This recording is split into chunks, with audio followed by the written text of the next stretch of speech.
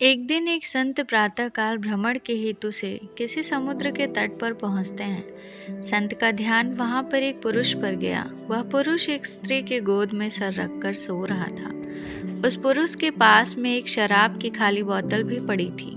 ये सब देखकर संत ने सोचा कि ये पुरुष कितना विलासी और तामसिक है, जो कि सुबह सुबह शराब का सेवन करके एक स्त्री की गोद में सर रख के प्रेम की बातें कर रहा है।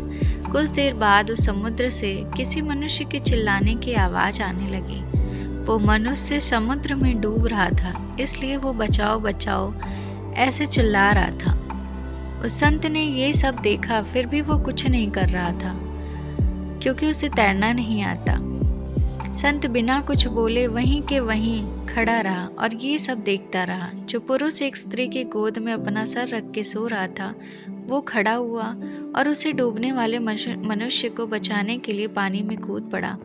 थोड़ी ही देर में तो उस पुरुष ने उस डूबने वाले व्यक्ति को बचा लिया और वो समुद्र के किनारे पे लेकर आ गया। अब ये सब नज़ारा देखने के बाद वो संत विचार में पड़ गया कि क्या मैं इस पुरुष को भला समझूं या फिर बुरा।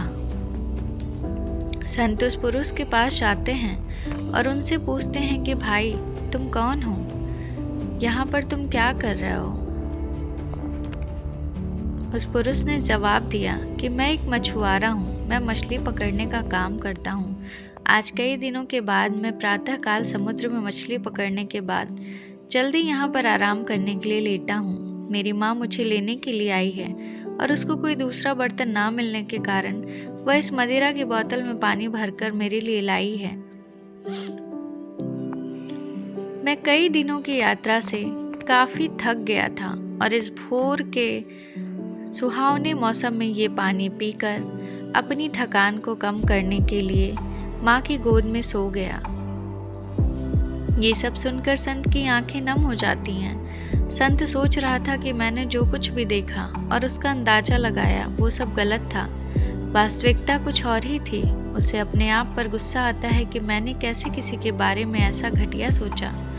इसलिए हमें किसी भी निर्णय लेने से पहले उसके बारे में 100 बार सोचना चाहिए और अच्छे से सोच समझ कर ही फैसला लेना चाहिए, क्योंकि कभी कभी हम फालतू के भ्रम में होते हैं और ऐसे भ्रम में आकर हम गलत फैसला ले लेते हैं।